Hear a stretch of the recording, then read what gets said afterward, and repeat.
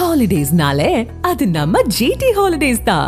GT Holidays, South India's #1 travel brand.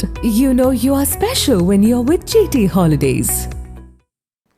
புதுச்சேரியில் French குடியுரிமை பெற்ற முதியவரின் இடத்தை குறைந்த விலைக்கு வாங்க திமுக முன்னாள் அமைச்சர் சிவக்குமார் முயற்சிப்பதாக குற்றச்சாட்டு எழுந்துள்ளது.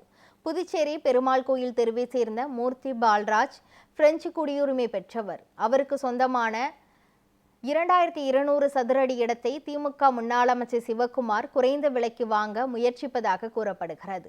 இது தொடர்பாக காவல்துறையினர் முதல் துணைநிலை ஆளுநர் வரை புகார் அளித்தும் எந்த நடவடிக்கையும் எடுக்கவில்லை என தெரிவித்த முதியவர், சமூக அமைப்புகள் மற்றும் பிரெஞ்சு குடியுரிமை சங்கத்தினர் உதவியுடன் கண்டன ஆர்ப்பாட்டத்தில் ஈடுபட போவதாக தெரிவித்துள்ளார்.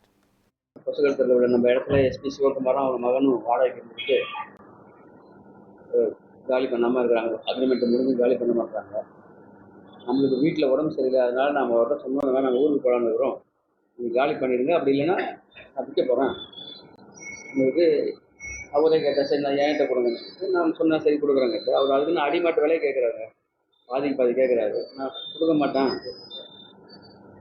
மாட்டேன் நல்ல ரேட்டில் தான் கொடுப்பேன்னு சொன்னதுக்கு என்னை வந்து வீட்லேயே வந்து மிரட்டினாரு. எல்லாம் உங்களுக்கு முன்னாடியே தெரியும்.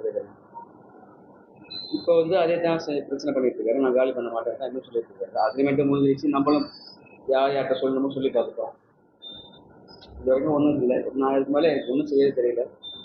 நீங்கள் தான் பொதுமக்களுக்கு சொல்லி எனக்கு நீதி வாங்கி. இதுக்குரிய எஸ்பி சிவகுமார் அவர்கள் தெரியும், பிரெஞ்சு குடியுரிமை பெற்றவருடைய அவருடைய இல்லத்தில் தான், அவருடைய வீட்டில் தான், அவருடைய இடத்துல தான் வாடகைதாரர் இருக்காங்க.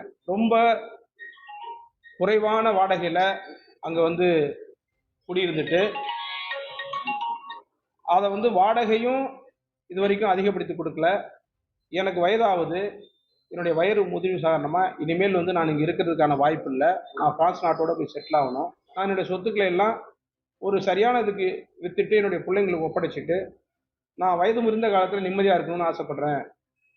அதற்காக தான் நான் அந்த ஊருக்கு வந்தேன். நான் அப்போ அவர் மரியாதைக்குரிய சிவகுமார் அவர் இடத்துல நான் அணுகி கேட்கும்போது அவர் வந்து என்னுடைய சொத்தை ஈனக்கரையத்து கேட்குறாரு, அடிமாட்டு ரேட்டுக்கு ஈனக்கரையத்து கேட்குறாரு. இல்லாத நான் தர முடியாதுன்னு சொல்லும்போது என்னை மிரட்டுறாரு. அப்போ என்னை மிரட்டுகிற போது என்னுடைய சொத்தையும் என்னிடத்துல கொடுக்காமல் இருக்கிற போது எனக்கு சட்ட நடவடிக்கை வேணும் அப்படின்னு சொல்லிட்டு நான் சட்டப்படி மரியாதைக்குரிய முதலமைச்சரை அணுகி மனு கொடுத்திருக்கிறேன். மரியாதைக்குரிய புதுச்சேரி துணைநிலை ஆளுநரை சந்தித்தும் மனு கொடுத்திருக்கிறேன். சட்டப்படியான காவல் நிலையத்திலையும் மனு கொடுத்திருக்கிறேன். இது வரைக்கும் எந்த விதமான நடவடிக்கையும் இல்லை.